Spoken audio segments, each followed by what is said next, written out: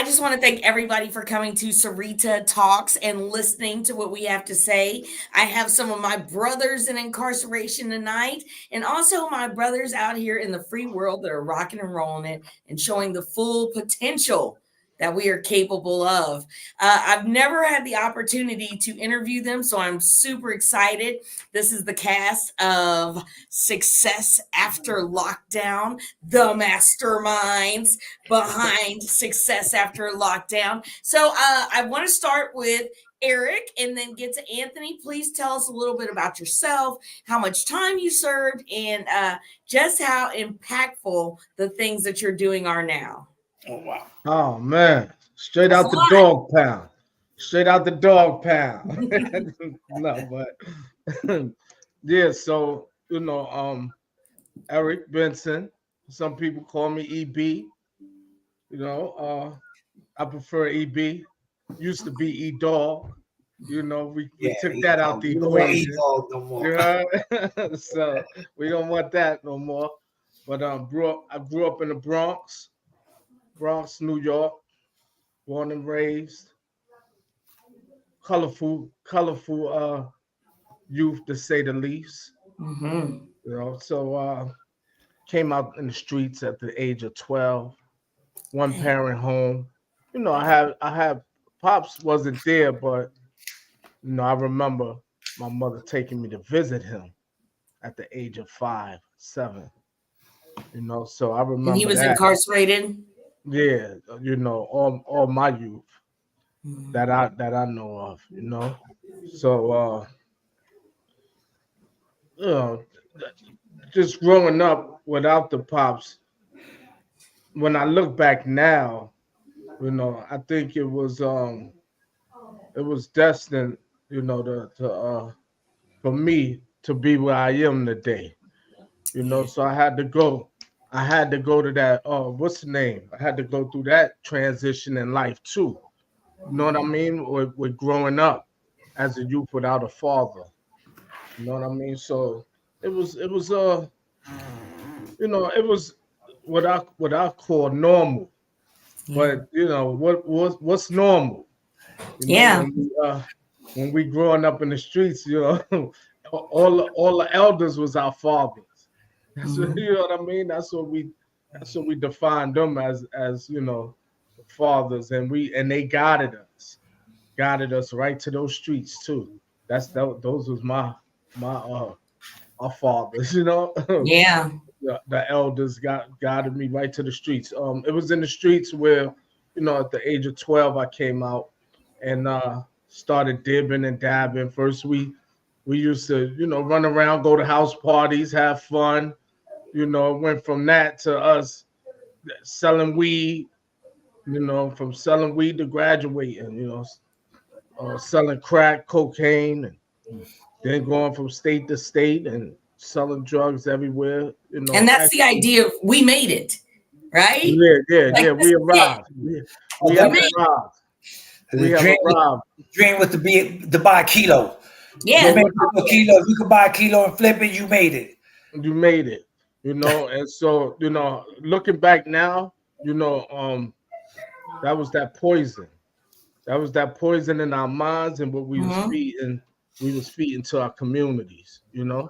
But yeah, that's what I was. I had a colorful youth to say the least. Yeah, and it led you towards being incarcerated, correct? No question. So me and Anthony, we grew up together, as youth. And we went everywhere together. It didn't matter where we went, what state we went there and we made it ours. Ha ha. That's I could look back and laugh now because you know what I'm saying? We thought this in our minds this was ours. We're going to take what's ours. You Yeah. know, so at that time, um, I was in another state and Anthony was in another state. I left that. We was all in the same state. I left that state and went to another state for a couple of days and never made it back home. Wow. Till 27 years and 6 months later.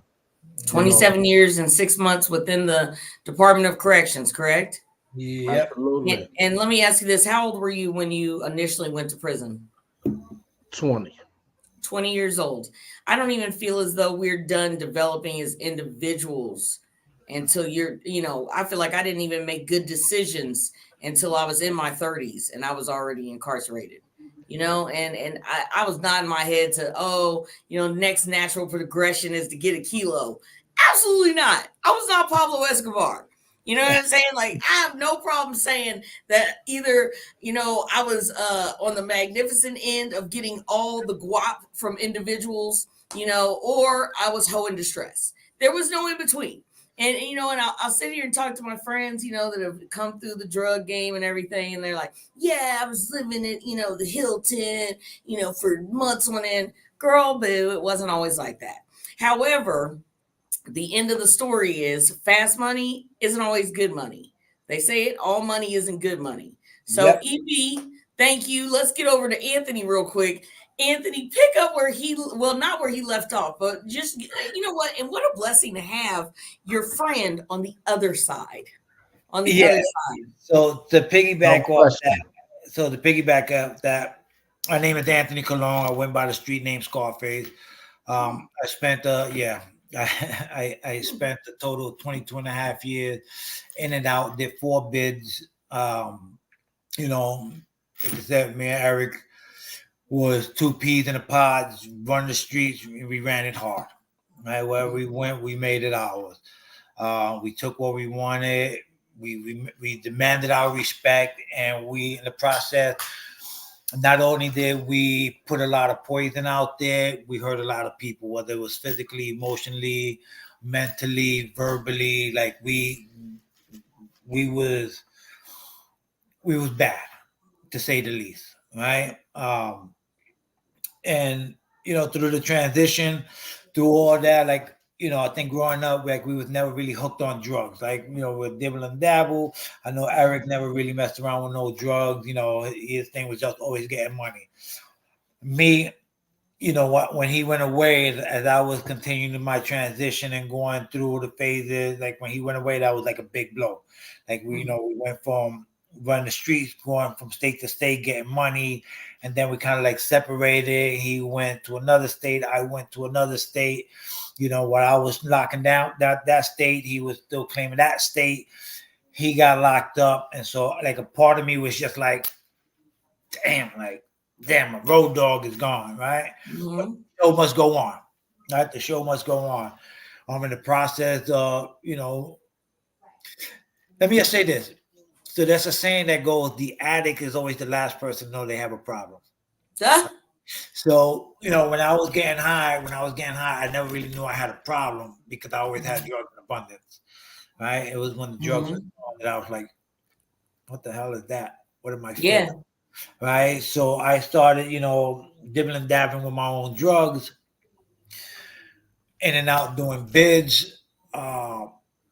Started from juvenile. I went from juvie from like 13 to 17, then came out, went in at 17 to like 18 and a half, came out, then went back in at 21 to 31, and then, back again. I just came home 6 years ago. Right. So in the process of all of this, I always knew I was a little different, and like I was built a lot different from most people in my neighborhood. Like my thing was, I want to get money. I like to find the things. I want the greater things in life, and I know how to get that, right? But I just didn't know how to retain it and keep it in the right positive way. So no matter where I went, what state I went to, I always took Anthony Scarface with me. So when I came home from my 10-year bid, I moved out to Philadelphia, and within 3 months, got right back into it in Philadelphia. My drug addiction got me to the point, I got hooked on drugs out there. My drug addiction took me to a dark place in my life. A lot of people don't know this, but here's the addict mentality of me, and this is why I take my recovery very serious, right? That how you hear people when they talk about they're addicted to drugs, like they wanted to kill themselves. I've literally shot myself intentionally so I can have an excuse and a reason to tell my parole officer why I had opiates in my system. Like I planned it like 3 days, like planned the whole thing out. Shot myself in my arm, and because I had to make it believable, right? Mm. Um, got violated, went to Greater State Prison. From there, luckily I So not from shooting yourself in the arm, it didn't work. no, I still got violated So you shot yourself in the arm for that's terrible. for Okay, no continue. reason. For no reason. Yeah, I for could no reason. I Okay. could I could have jammed the finger and went to the hospital and said, Yeah, Yes. this is how of a dark space that I was that's the at, mentality. right? Yes. After Wow. doing 10 years, I was just did 10 years and I went in with a 3-year sentence and I Oh, did 10. So that goes to show you that my mentality where it was at. And then, I moved down to Florida. And like I was saying, I knock on wood that I always had good parole officers. I gotta say that. Like they Mhm. always saw potential in me when I never saw them. Even in the Bronx, I had a parole officer, you know, uh, she maxed me out early when I caught my new one, just so I don't get that hit with the top of the violation. She's hmm. like, I'm gonna finagle the paperwork so that way it shows that you got maxed out 2 months ago instead of what you got a violation while it didn't case. And same thing in Philly. Parole officer pulled me to the side and said, listen, man, I'm signing your papers off. Get out of here. You're gonna die. I came to Oh, Florida. And that brought me with Florida. Then I wound up getting into the white collar crime. And again, I did 5 years in the feds in the state. I've been home now 6 years. I'm 49 years old. I'm married. I have a 12-year-old daughter. I have grandkids. My wife and I own residential mental health facilities owned down here in Florida. Uh, we also have our hands in a couple other little businesses and stuff like that. We invest. Uh, I became a homeowner, productive member of my society, and life is freaking good now. And so that's right. Absolutely. when Eric came home after that 27 and a half years, this is how day one from day one, right? Yeah, this is what I want to know. We got Yeah. separated from that time. So you take two peas in a pod that was just always knew nothing but violence, drug, and chaos. Hmm. Separated for 27 and a half years. We connected. And it wasn't about trying to impress one another with how bad and tough we was, you know what I'm saying, and how we still want to be thugs, right? Throughout this whole transition. We was able to talk men. And so And talk about our rehabilitation. right? And so when Absolutely. Eric started talking about his transition and where he's at in life and how this 27 and a half years, changed his mind. I was like, man, like that's the wavelength I'm on now. And it's sad reality that a lot of our friends are still stuck back in them 80s and 90s, right? Oh yeah. Oh Ain't nothing yeah. wrong about them. We love them to death, but right, life is about growth and development. It's about trials and errors. It's about learning from your mistakes and growing and What one part of life. wasn't it just like so satisfying and a blessing to have someone who knew you before, like I said, and they see you now for who you are? Like, my sister, Abs- when I was incarcerated, I used to always be like, man, my little sister, which now she's like 38, she still runs with people that we knew in middle school. You know what I'm saying? Like they are still very close, been in her wedding, da da da da. So when I got on Facebook, slowly they started like they were like Syreta, because we were so close in age. We used to always, me and my little sister, and it was like, dang, now I got those friends. Now I have those friends that stayed on the right job. We had a Ford plant, and if you got that job at the Ford plant, you were good to go. So all the Ford plant people moved on, got degrees and stuff now, and now I'm out here doing good, and it's a good feeling. And it also goes to show, and I want to talk about this a little bit, that when you go away, uh, you get to decide who you come out and be. And the majority, Absolutely. I want to err on the side of positivity. Think that we're going to come out and do the best we can and make an impact and make a change. And all three of us are examples of that. So tell me a little bit, either one of you, about how you came up with success after lockdown and how joyful that experience was for both of you. No, absolutely. So listen, I like I tell everybody I went up north without a GED. I always knew I was smart. When I did go to school, I always bust my tests out. I did everything, I'm supposed to do, but And the still be on the streets, block at lunchtime. no question. The streets, I gravitated towards the streets more. But when I went up north, first thing I did was go through an introspection within myself. I Mm. tell everybody this all the time. You know, um, I was tired. I was tired of being tired. You heard? Yep. So what I mean by that is we was everywhere, like different states. Every state I had a girl, a main girl, every state. Like the heavy load on your shoulders with that, and then being a cheater, and you know what I'm saying, and then you got to watch out for the stick up kids, then you got to watch out for the police, then you got to watch out for your own too. You know what I mean? So Yeah. like it was just a lot when I came up, and they gave me 25 years to life for taking a young man's life. He was 20, just like me, didn't deserve to die.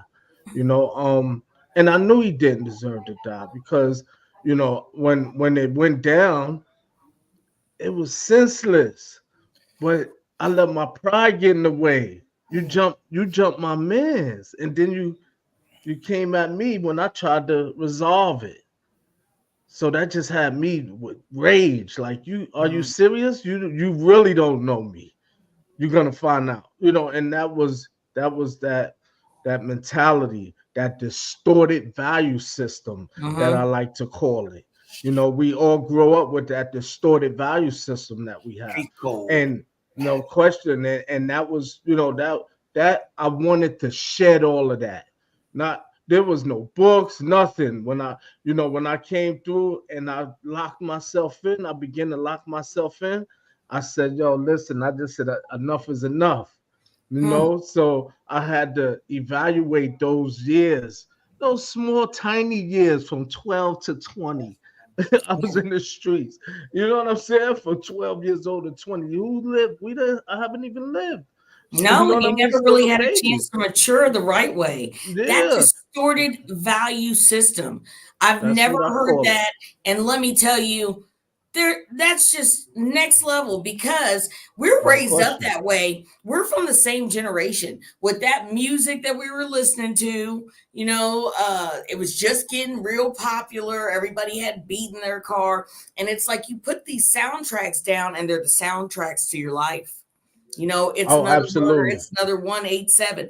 And every song was about getting women, getting money, or you know what I'm saying, or killing We don't somebody. realize how strong our environment is when And it and that's comes to yeah, when it that's a mental comes to health issue. distorting our system. No question about it. Junk And in, so junk out. that's If right. you And so listen when to I went junk, through, and yep, here's go another ahead, thing. You just say said it. earlier that the role models in your neighborhood, which was Anthony's neighborhood too, were quick to guide you down the wrong path with their own distorted value system. Anthony, what do you think about that? Did you have a father in the home, or were there people that were influencing you to do the wrong So, thing? so, first of all, let's just say this: we grew up in the uptown of the Bronx, right, where Barbara Walters went back there in the '80s and compared our borough, neighborhood, community, if you want to call it that, Mm. compared it to Vietnam. Wow. Imagine that you Absolutely. in a city block, and in that whole city block where you should probably have 12 to 14 buildings, that's only one, and the rest is rubble. Look like bombs just went off. This is And in that the was on 80s? world news. 80s. Yeah, that was on the world news. Barbara Walters So think ran that about this: special. you growing up in a broken home, living on public assistance, on waiting for that check on the third for your family to get that check on the third. You know, nobody had no guidance, had no job, no education. That's how I grew up. I grew up in a broken home. Yes, Mhm. I had my mother, um, my three brothers, and my sister. They was all hooked on drugs. I had my stepfather who played the role as my father. My biological was around. He would come and see my brothers and my sister, but never acknowledge me, never, not once. Like he would just look at me like I didn't even exist. Hmm. So already I had this demeanor, like if my own biological can't accept me, who the F is? Yeah. Right? So who accepted me, who embraced me, who looked out for me, who sheltered me? Yes, my stepfather, may he rest in peace, Peter. But the block, when I went on that block, I was the little brother that everybody like, nah. The Took second, in. yeah, I mean, like I just had that mentality. I was, I'm the youngest out of all my siblings, but my mind was a lot more mature than a lot of people older than me and my own siblings. So I gravitated to what I yearned for. I yearned for that attention. I yearned for that brotherly love. I yearned Mhm. for that father figure to give me some guidance and not a knife every time he came home to tell me to go protect myself and use it at any cost necessary, right? Like that was my, it was always every day, here's a knife. My mother would take it, come the next day, here's another knife. So I already grew up. I was being coached into a violent world. Mm-hmm. You're being Right? primed. And I I was really want to say that without growing up in poverty is a it's an illness in itself. Like that gives you the mindset like, man, I just want to make it and I want to make it no matter how I got to do it. and then on top of that, like my birthday is December 18th. And That's my again, son's birthday. oh wow, he must be an amazing half man, half amazing. He definitely is. Yeah, go Right? ahead, Anthony. So, so like imagine, right? My mother living on food stamps and she gets it on the third of the month. I never had a birthday. To this day, I don't celebrate my birthdays. Why not? Traumatized the birthday because I never had one as a kid. My wife tries, and I may let it, but like when it comes to my birthday, I just rather like So that pain is still with you. it's still there. The Now this pain year, of being my 50th, impoverished. but in my 50th this year, I plan to go big and do something special for myself. Good, But good. besides the point, like that trauma, right? That trauma, that depression, that anxiety that we grew up with in an area that we don't even know how to identify it. All we want is to be like a battered woman who just wants someone to actually care about them, to hold, Mhm. to protect them, to shield them, to give them some understanding, to give them some type of guidance, right? Yeah, And we don't care where we're getting it from. That's all we right. want. And so, And like, and I really feel like even though, you can try the hardest, if you are impoverished, that equals neglect. Like you as a young man, you never had a birthday. So through this neglect, and I always like it when I'm able to participate on Success After Lockdown because you take a moment for mental health. And I really feel like this a lot of the people that they profile that reoffend, that are recidivists, is because I'm sure you can attest when you go to prison or when you're put into the prison system, they'll throw you on some medications, they'll do, but you're never going to receive counseling. You're going to have to do the introspection, like Eric said, and heal yourself. And there's still, like I still have a long way to go. Therapy, all of that, and I realize the importance. However, I also realize this too, that it's on me. I don't have to That's visit right. the corrections, even that though I'm that still on that parole. Maybe that that part right there, and so that's what separates us, right? This is what separate the built for tough, as I like to say, or the you want to be a victim your whole life, yeah, right? And yeah, it's like I can sit here, I can feel sorry for myself, I can still play the victim, and I can say the poor me and stay hooked on drugs and still make poor choices, or I can take accountability and say, you know what, it wasn't my fault. It doesn't have to be my reality. I do have the power to change. I just got to take the steps to make those changes because everybody's waiting on something to happen. Go out there and Yeah. make it happen. And let me say this: while I was incarcerated, that was me. That I began to create that mentality for myself. That listen, I could sit here and cry. I'm learning my history, and I could cry about this person bringing in drugs and this person bringing in guns because we not the maker. We not the owner, the maker of them drugs and those guns, but they in our community, right? mhm, So I could sit there and cry about it that they did this to us, they did this to me, or I could do what I did And what I did was I said, I'm going to engulf myself with education. I'm going to engulf myself with learning about corporate America. So I Mhm. went in there without a GED and I came out with my master's degree. You know what I mean? Right. And while doing that, I came out with all the tools. I just was putting the tools on my toolkit on my belt.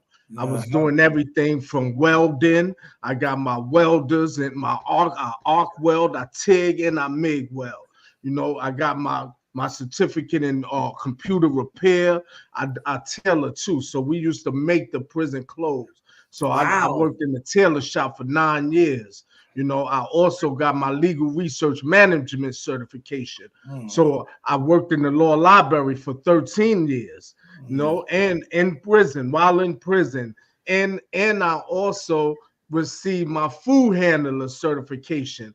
You know, I went to the mess hall for 2 years, and because you know when I cook, it comes natural. Be quiet, Anthony, because we have a war here. You know, Okay. on cooking contest or Long something. Don't standing say it. battle. Don't say it. So I learned when Nice. I started cooking. Look. I told myself, listen. I noticed that I was in honor block, right? This was an honor setting. When you do Mhm. good in prison and you don't get no infractions, you could go to a block where you got a stove. Oh, You get a little bit more room. You get a yeah, little yeah. bit more openness. And so when I first went there and I started cooking in the 90s, dudes was like, damn, what's this? Eh? You know, so now I'm saying, hold on. I could I don't want to be out there in the yard selling drugs no more. I don't want to be, you know what I'm saying? I don't want to do this drug thing no more, man. I'm finished. I was tired. It was like a load of bricks lifted. I Mhm. don't want the girls, you know, this girl, that girl. I don't want the multiple, you know, I don't want that no more. And so I went out there to the yard because we had cooking courts in this place called Clinton Correctional Facility. You could go to the yard and you could cook on the courts. And I started Wow. making fish and cheese patties. Like the beef patties, I started making Yeah. them with fish, onions, and peppers and cheese in there. And I The sell Jack them Mac. three patties. That's right, the Jack Mac, three patties and a soda for a pack of Newports. And Oh, that's you was how I doing it. made my money. And Yeah. then I went to another facility and I was in the honor block setting, and then I created my own company called B&B, Breakfast in Bed. I would bring you breakfast to bed in your bed when you Okay. wake up in the morning. Know what I mean? So I begin to, you know, do these things with the mindset of preparation, of coming home Entrepreneurship right and there. Yes, saying I like something. it because guess what? We went out there and got after it to go get high, or got after it to go get a new car, got after it to make sure that you had money in your pocket and could do whatever you want and be a big deal. So then when you go to jail, you have to transcend all those skills to actually do good. And I used to tell women when I was inside, like, they'd be like, oh my God, Syreta, you know, like you're always, you know, talking about God. Da, da, da. I said, because, you know, unbeknownst to me, I was a soldier for Satan. I was, and I was out there working hard for him. So now that I'm following the right path, I'm gonna work hard for the Lord, and I'm gonna put Him first, and I'm gonna do what He tells me. But all of that energy That's right. and wherewithal that I put into doing the bad things, I sure made sure through introspection, through taking accountability, to get out here and put all that strength and energy into doing the next right thing, so I can help the people that I left behind. So I like that entrepreneurship journey. I had a little something like that, but you know, we're not going to talk about running stores and stuff like that because they don't like that. Right. They don't like Yeah, it at that all. was that was illegal too. It was Yeah, illegal yeah, in they prison. don't You like can't that. you can't have your own business. But Right. that was Yes. my way of sustaining, you know, Mm-hmm. myself financially No, I'm without saying having I to ran one ask too. the I'm just not family. going to talk about it. That's Right. right. That's right. You know what I'm Because saying? I was never actively caught, but still at the same time, it's because we use our resources. You know, we're not selling drugs, we're not doing That's right. anything. I used And to, the police respect the COs respected us for that. yes, You know what I'm yes. saying? Because we're Yeah. just out here trying. But I'm saying the same energy that you, and here's, I really like this too. Instead of playing the blame game, and I used to tell people all the time, like, I got a lot of time. I did 14 and a half years, as everybody that watches knows, I did 14 and a half years in Chillicothe Correctional Center. And I'd be like, man, you know, it's like you like you're, you know, sea walking this time. And I'm like, because I know that I committed my crime. And you know what I'm saying? There might have been extenuating circumstances, but at the end of the day, I know I did it. I never lied to anybody. So I wasn't doing hard time. When you make excuses the whole time you're there and you never take accountability. Now, do I feel like I should have got that much time? No. But at the end of the day, I knew one day I was going to be out. Mm-hmm. And I knew that somebody wasn't walking this earth. Just like Eric said, you got real with yourself and you realized that your pride got in the way. And I realized that I had plenty of opportunities before then to move on and do something different, but I kept coming back. So I might not have had a choice in that moment, but for years going through it with this man, I could have moved on. I could have done something different, but I didn't. And I think that to circle back and like I said, that's the nail on the head, right? Take accountability, responsibility for your action, right, and push forward, right? Mm-hmm.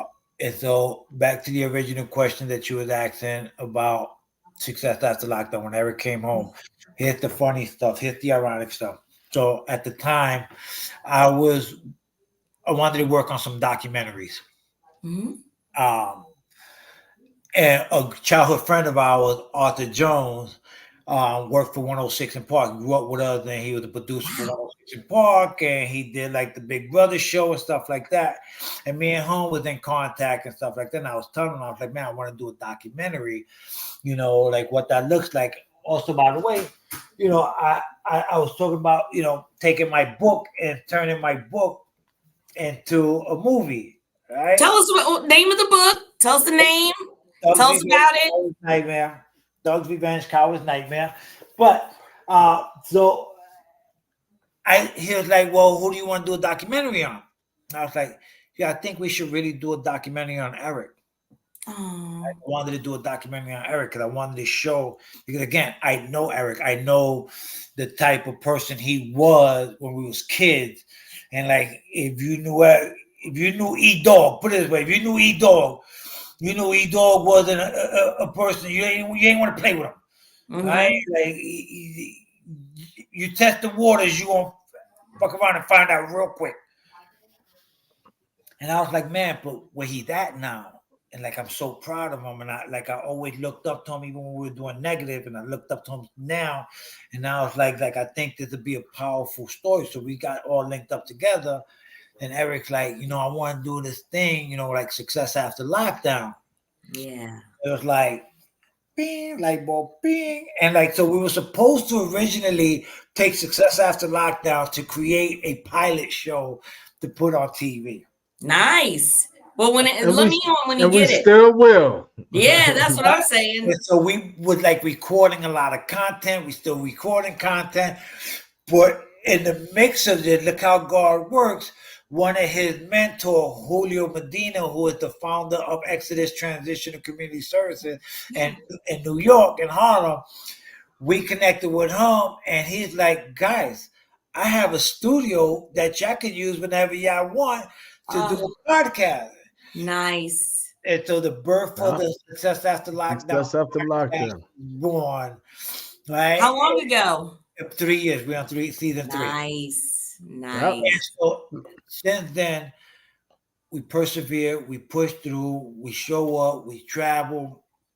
I love it. I don't think I love what I do, my purpose, but like this here, because we're the underdog story, right? We're the ones that nobody want to talk about. Like before we went on the air, we was talking about like for us, formerly incarcerated, we have to work 3 times harder than your average Joe.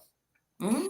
We have to work 3 times harder and be more diligent than the dude that never been to jail before. Why?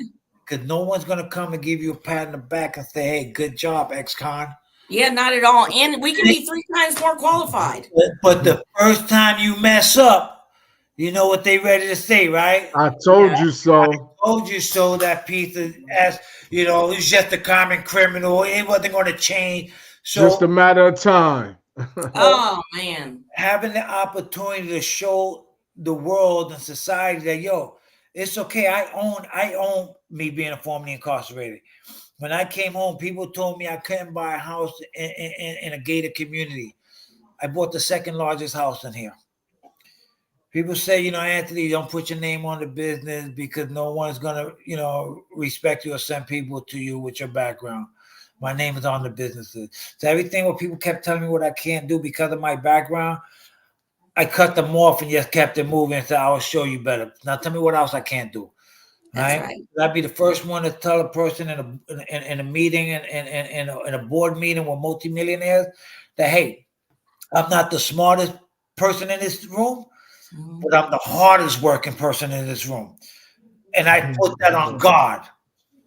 When I go hard. The same way I did when I sold drugs, the same That's way right. when I did drugs, the same way everything I did negatively, I did it like my life depended on it. Hmm. That's Now right. I got a great opportunity. I got life. I don't have no drugs in my system. I got a beautiful wife. I have a beautiful daughter who never seen me smoking, never seen me drugged up, never Yeah. seen me high, never seen anything. To her eyes, I'm like the greatest dad in the whole world, except for when That's I'm right. too sick, right? I got a wife that's down with me that no matter what, she's my biggest fan, right? She pushes me, she motivates me, she inspires me. Is it perfect? No. But I know without a shadow of a doubt that if she didn't say I love you, I know she loves me. Like she don't That's have right. to remind me every day. Like I know that my darkest hour, my deepest desperate moment. If I had one phone call to make, I called her. I could count on that. It's a So, good thing to know someone would answer and you because gotta, I have a past with drugs too. And when you're out there on drugs, you basically isolate, or everybody isolates themselves from you. So just to Hmm. have that network and know that hey, I've made it to the point where people actually care about me. I care about myself. I show up when I'm supposed to show up. I do the things that I'm supposed to do. I mean, and that's a feeling. And Eric, you didn't have that past, but here's another thing: you got it in prison. That same skill set. I want to say that I got to show up for myself. I yeah, can't let this environment, because an addiction of drugs is a prison. But a prison, and people are like, "There's prisons out here." I was in a prison of my mind. Okay, well, I wasn't in a prison of my mind because I could get out of that. Because right, I had changed and was ready to go home didn't mean it was time for me. I got to go home because I was ready to go after. Listen, I was ready to go day one, but That's but was right. I ready to That's go? right. Probably about 8 years in, I was ready to go. I was redeemed. It was time for me to go. You know what I'm saying? Like, and I yeah, had to redeem Absolutely. myself, not over being a violent criminal, because you don't wake up one day and say, "Ooh, I'm gonna go kill somebody today." That's not how Yeah. that works. yeah, That happens in an instant. But was I redeemed from drugs, alcohol, that mentality in my mind that I needed everything given to me just because of the way I carried myself? You should just give it to me. No, I was willing to work for it. And I learned these things while I was in prison. I knew them before, but I let the world get in the way. So, Yeah. Eric, tell me some of the skills, because being in prison requires a skill set. You already told us about how you found ways to survive monetarily. You already told us how you found ways to make your mind. So, all those skills, tell us about them. Tell us and how Yeah. you had to So fight for them, because I know you had to fight to get in those programs. first, let me say this. I feel the same way Anthony feel about the missus, about the wife. She ain't got to tell me every day, but you sure better tell me every day. Oh, All right, that's that's all I sweet. got to say to that. You ain't got to, but you better. She's seeing this. She gonna see this. hold on, hold But that a shoe. I think I just saw a shoe fly by. yeah, but now growing up in there, I surrounded myself with men that were into change. So what I mean by that is I found those old timers that were in there for 13, 15 years before I came in that Mhm. were making a difference in the community. What I That's right. mean is in the population, in the prison population, that were creating classes. And that's what I wanted. And that's what I fell into. I began to take self-help therapeutic classes, and I began to facilitate them. So I became a facilitator for HIV and AIDS. I learned about HIV and AIDS and became a facilitator, and I was teaching HIV and AIDS. And then I began to create a class called Fatherhood and Mentoring. And so that's what I did. You know, a group of us. It wasn't just myself. It was me and a group of men. You know, we also we sent letters to the senators in New York City, and they came in and they seen us and they were so impressed with us. You know, we got the population to donate money to us, you know, to create a gun buyback program in New York City because Nice. we all were from New York City. And Mhm. they seen we raised like $10,000, and they were so impressed that each of the senators and the clergy people that was there, they matched our money that we Oh, raised, that's you wonderful. know, and a gun Yeah. buyback program was born on our behalf, you know, under the limited space that we had, you know, like Make a Anthony change. said, now I'm well within 15 years of my time now, and I'm sitting back and I begin to see Love After Lockdown and Love and Hip Hop. And so you know, I'm looking at these things and I'm saying, wow. I'm also seeing a whole lot of brothers go home and come back to the facility and come back under our graduations that we used to have, college graduations. We used to also have, you know, festivals, and they come back for festivals and talk on behalf of going home and staying home. And I said, wow, they inspired me so much. You know, I used to always say, when I go home, I'm gonna do that. I'm That's right. coming back and I'm gonna show the men that, you know what I'm saying, that we ain't go nowhere. We just staying out here though. You know what I mean? But so when I came home, I seen Anthony, you know, and that's the first person I got in touch with when I came home. And so, you know, after he shared with me his journey and his transition, I'm like, wow, look at us now, man. That's like, right. you know what I mean? Like Yeah. we got a lot. And I remember when he first started, and he had I think it was 4 beds. He had one house. Yeah. And look at him now. Know what I'm That's saying? right. You know what I mean? Anthony, He's tell got us a over. little bit about your houses, if you don't Talk mind. about it, man. How Yeah. many? Tell We people, actually had a man. conversation before we came on live, and Anthony was telling me that his residents or the people that are live in these homes are like his kids. It Yes. You know, is, and they're he like take care of them. family.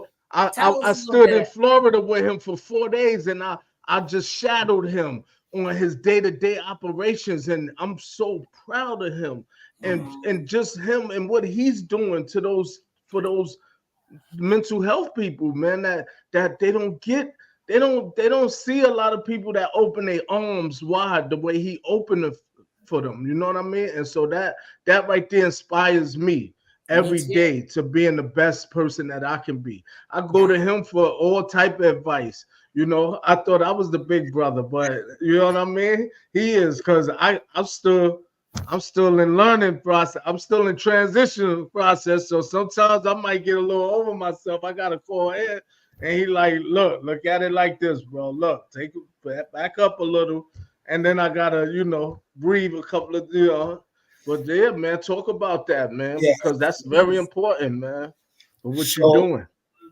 the flowers really go to my wife, to be honest. The flowers go to my wife.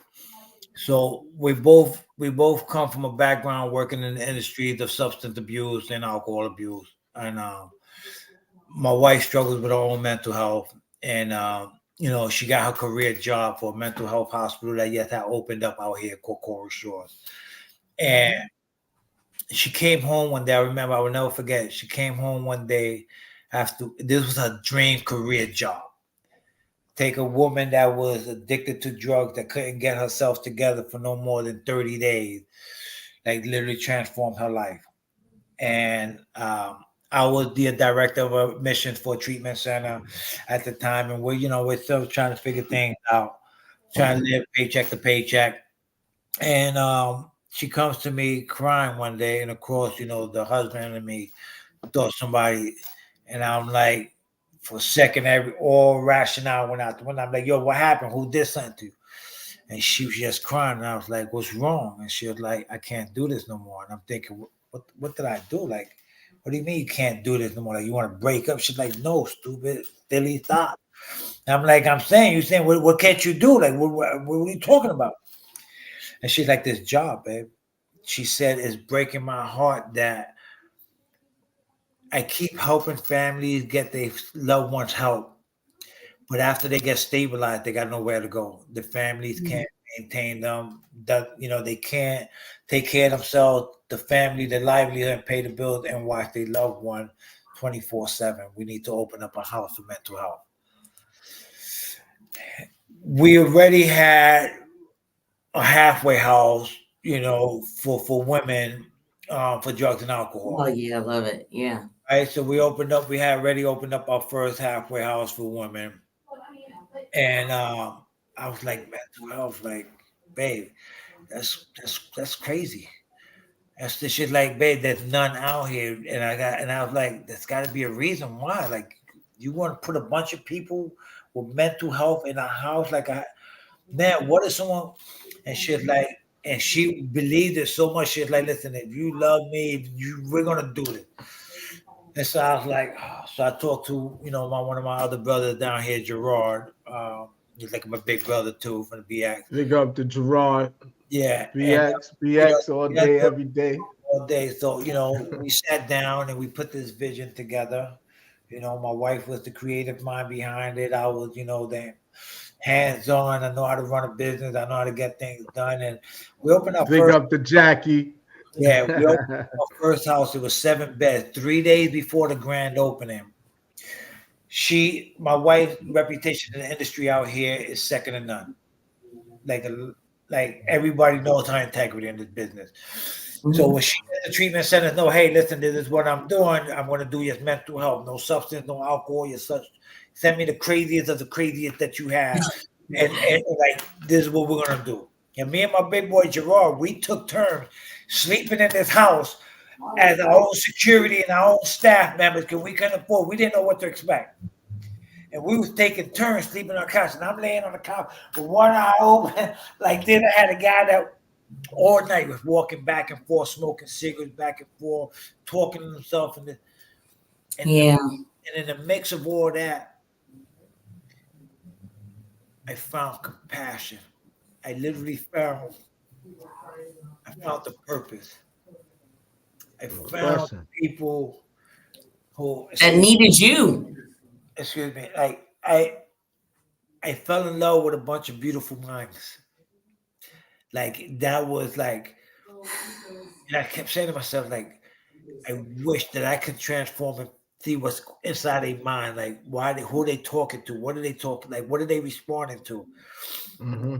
And from there, it just grew. It just grew. My passion. It started out as a business, but it became our purpose. And I had ex NFL football players, I had celebrity stars, I've had all of them. I had CEOs, I had rich people, poor people, I had people 6'8", 370 pounds. Look at you, people will be scared, and I just connected with them, no matter what state of mind they was in. God allowed me to be able to connect with them, to get that 5-second window of clarity in a distorted mind. I love it. And connect.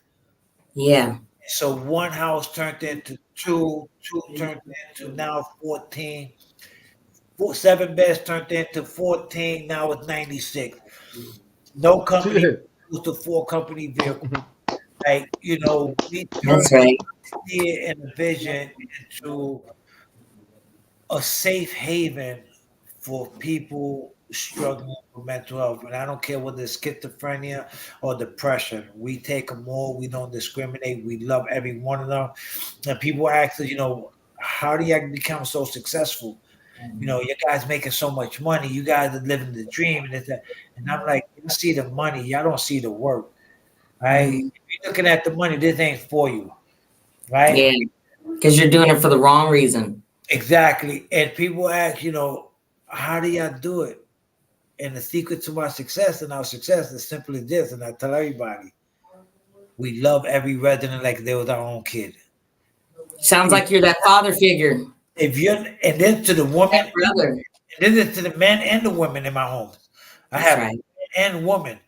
They That's right. all look at me as an uncle, a father, a big brother, and like I tell every one of them, I love you every day. I hug them, I sit with them, I hang out with them, I go to the movies with them, I take them bowling, I take them to the equine. Like we spend time, celebrate family holidays, we spend it with our family and them. Like Love it. it's a God thing, Amen. filming. And I to say to some people like stop the stigma, stop judging what you don't know. Let's change the dynamics of how we view people in human lives and how we refer to people with a mental illness. Like, growing up, we always talked about, if a person was crazy, that was a good thing. That was like a badge of honor. Crazy Mhm. man. He was a stand up person. He was a no nonsense person. But now, dealing, it's just, man, it just fills my heart. There's days, like I tell you, I come in here, I'm just flustered sometimes. I leave my house every morning at 7 a.m. Some nights I don't get to back home to 10, right? And that's because I sit down with every one of my residents. I'm running around. I'm making sure they get their medication. I'm making sure they got everything they need. Most importantly, I'm making sure that they have the time of day to feel that they could talk to someone and listen. And that's why I created this vision. That's why I had this vision that I created with Success After Lockdown, because that's Anthony's story is a prime example of Yeah. being successful in your own right. You know what I mean? We're not talking about the riches. We ain't talking about the money. We talking about in your own right having success, to come from where he came from to where he's at now. And that's why when we both got together, we both said we're gonna look for Syreta Tolson, and we found her. You know what I'm Yes, saying? We yes. found you. Well, That's what I get that's why it. we do what we do. You know what I mean? And Yes. that's what we want to highlight and showcase, because now we realize that we are the reason. When you look all over the state and you see that recidivism rate going down in Hmm. your state, it's because of you and I. It's And the because of formerly conversation. incarcerated men That's and women right. like ourselves. We And like, putting the Yes. work in. and We have Because also, we not going back there. Yeah, we and, this is a voice that needs to be that needs to be heard. The compassion that you're learning, the people that you're helping. And here's another reason that I like having these conversations, because Anthony, you would have been a recidivist. You would have been the back and forth, back and forth, back and forth. Look at you in the institute, the change that you're instituting, and the ripple effect of all the lives you're affecting. Not only those 99 people, but their families and the community and everyone where they came from is affected positively. Eric, this show affected positively. So wrap us on out and then get us out of here. And I can't wait to have you guys back on. But I I just just want to want to leave say, before I listen, say anything else and say this is what we do. yeah. This is what we do. Anthony, tell And, us. and I just want to say thanks to you. And like Eric said, like, listen, we're out here, people. Yeah. Like, own up, take accountability. It's okay if you made a mistake. Mhm. It's okay that you went to prison, but it's not okay to stay with the same mentality that took you in. I'm working on a book right now called Incarcerated Freedom. Mhm. Now, you mentioned something earlier that someone said, well, I've been incarcerated in my mind out here in freedom, right? Mhm. And yes, we know that when the addiction of the drug. What I'm saying is that as an individual, we all have the ability, the propensity, the drive, and the power to make the change we want to be. It's who are you surrounding yourself with? That's What are you right. putting in between here? What are you looking at that's either going to propel you up or keep you right here? And I tell people that I have no quarrels about this. I surround myself with people that are doing better than myself. I Mhm. surround myself with people that are smarter than myself. I surround myself with people that have something to show for their life that I can go through with guidance, right? Because that's what I want to be. If I stay hanging out with a person talking about nothing in the corner and the drugs and the BS, that's exactly where I'm going to stay at. Surround yourself with the people that you want to be like, so that way you can get out of that grip of that hole. You owe nobody nothing. You don't owe those old friends nothing that still want to stay on the corner with a 40 ounce, smoking a blunt, talking all this riff raff stuff. You owe them nothing. You want to stay there? By all means, I'll see you on the flip side. Peace out. God bless. Stay up. That's But right. I'm tired of this.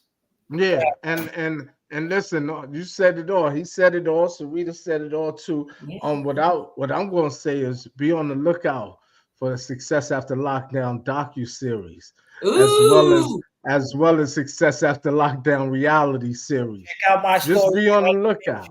Check out my Be, docu-series on transitions, transformation. Called Okay. transformation, by Anthony Colon. Ooh, well, I'm so transformation. super excited about the docu-series. Go check And Absolutely, yes, absolutely. and I'm excited to finally have you all on my show because I've been on your show a couple of times, and it just You're a is part so of our exciting. show. What are you talking about? You Huh? Syreta talks. Syreta talks. you're like the That's breakfast. right. You're like Angela G. Yee. Oh, Yeah, listen, you are listen. success after lockdown on the show too. God You know bless. what? What an encouraging experience. And just like he said, I want to leave on the note of David Strumpf, my dear friend in town that fortunately passed away. But before he left out of my life, he told me, Syreta, surround yourself with the circle of excellence.